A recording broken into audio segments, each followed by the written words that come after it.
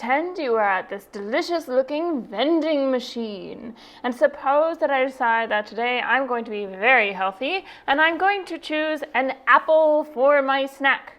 Okay, most of you probably would not choose an apple for your snack, but today I'm going to choose an apple. What do I need to press on the keypad to get an apple? Well, I need to press B2. Okay, so I'm going to press B2 and out comes my apple.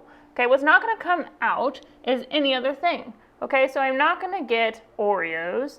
I'm not going to get Doritos. Yeah, I'm not going to get water. I'm going to get an apple, and that's the only thing I'm going to get unless the vending machine is broken. So let's say I press C4 now. What am I going to get if I press C4? Well, I'm going to get Pepsi. Okay, so now I'm getting unhealthy here. I'm not going to get Coke, not going to get Oreos, not going to get milk. Yeah, I'm going to get Pepsi.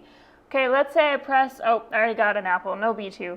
Let's say I press B3 now. Okay, I'm going to get M&Ms. You see that the code for M&Ms is B3. Okay, now what's not going to happen is I'm not going to press B3 and then get M&Ms, but also get trail mix, right? They're not both going to come out at the same time. Okay, what is going to happen is I'm only going to get M&Ms by itself. If both come out, that means the vending machine is broken, and whoever owns it should probably get a new one. Okay, so these are all what we would call an example of a function. In other words, I'm putting something in and getting something out. Okay, so the vending machine is exactly like a mathematical function. So let's talk about this.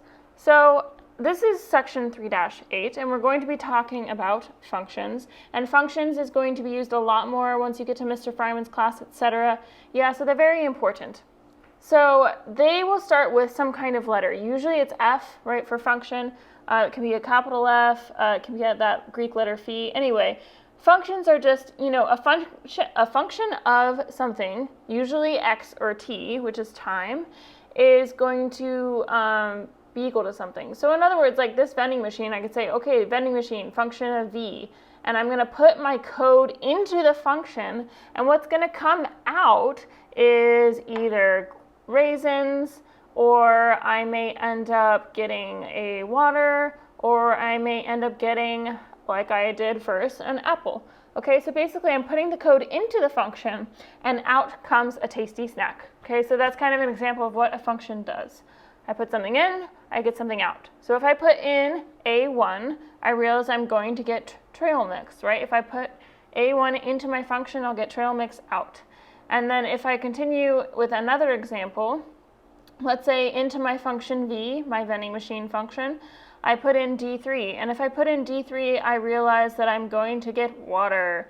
Okay, so I get a nice, tasty, refreshing bottle of water that's going to hydrate me for the rest of the day. In reality, you should probably drink more than just one bottle of water.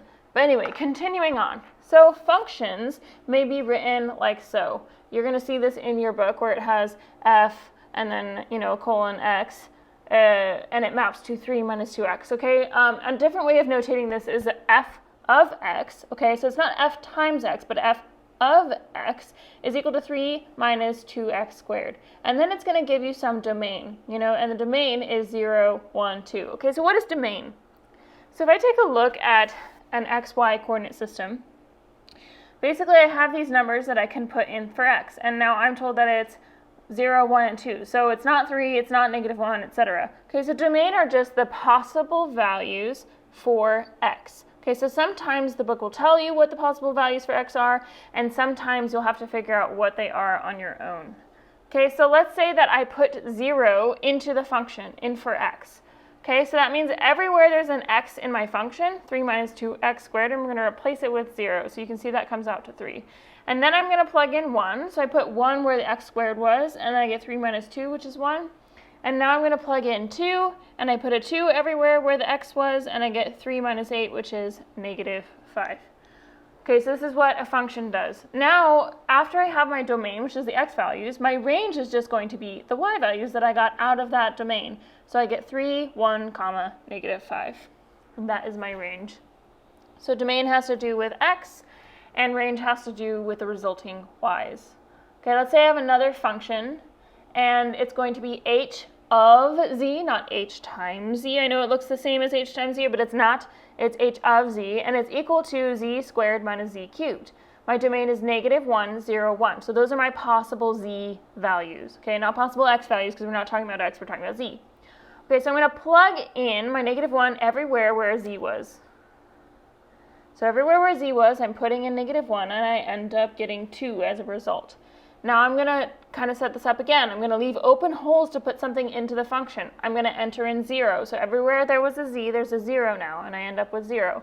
And then if I were to plug in 1, I would get 0 again, okay, because it would end up as 1 squared minus 1 squared, or 1 cubed, which is 0. So that is my range, because it's what comes out of the functions. Okay, g of x is equal to x times a question mark. And let's say that it gives me my x values, so 1, 2, 3, 4, etc. And then it gives me the resulting g of x values. These can be related to y. You can think of g of x, f of x as replacing it with y. Okay, so x, and that's g of x, or you could think of it as y. Okay, so we have 1 mapping to 1, 2 to 4, 3 to 9, 4 to 16. And I realize that every time I'm squaring x, right, it's 4 squared is 16, 3 squared is 9. So that means that g of x should be x squared, right? I'm multiplying x with another x, and that's my missing thing there. Okay, let's say I want to find the domain of a certain kind of function. Okay, so my function looks like this. It's x cubed minus 2 over x plus 3.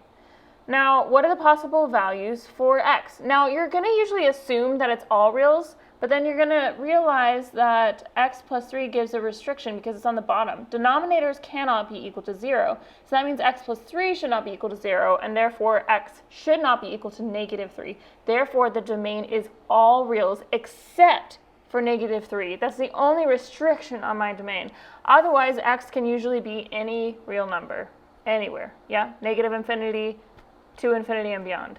Okay, so now we have 2 over x minus 1, x plus 2. Neither of those can be 0, or else the entire denominator will be 0. So therefore, x does not equal 1 or -2, because both of those numbers will result in the denominator being 0. Okay, but otherwise it's all reals other than that. Okay, let's say we have f of x equals x squared, g of x equals x plus 1. Okay, so these are two functions. And let's say I write something like f of g of 1 is, what? What is this? Okay, well, let's break it down. First, I'm going to realize that the function g just adds 1 to whatever I put into it. So if I put in 1, it's 1 plus 1, which is 2.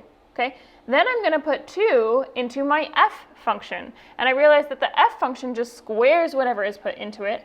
So I'm going to put 2 in, and it's going to be 2 squared, which is 4. Okay, that wasn't too bad.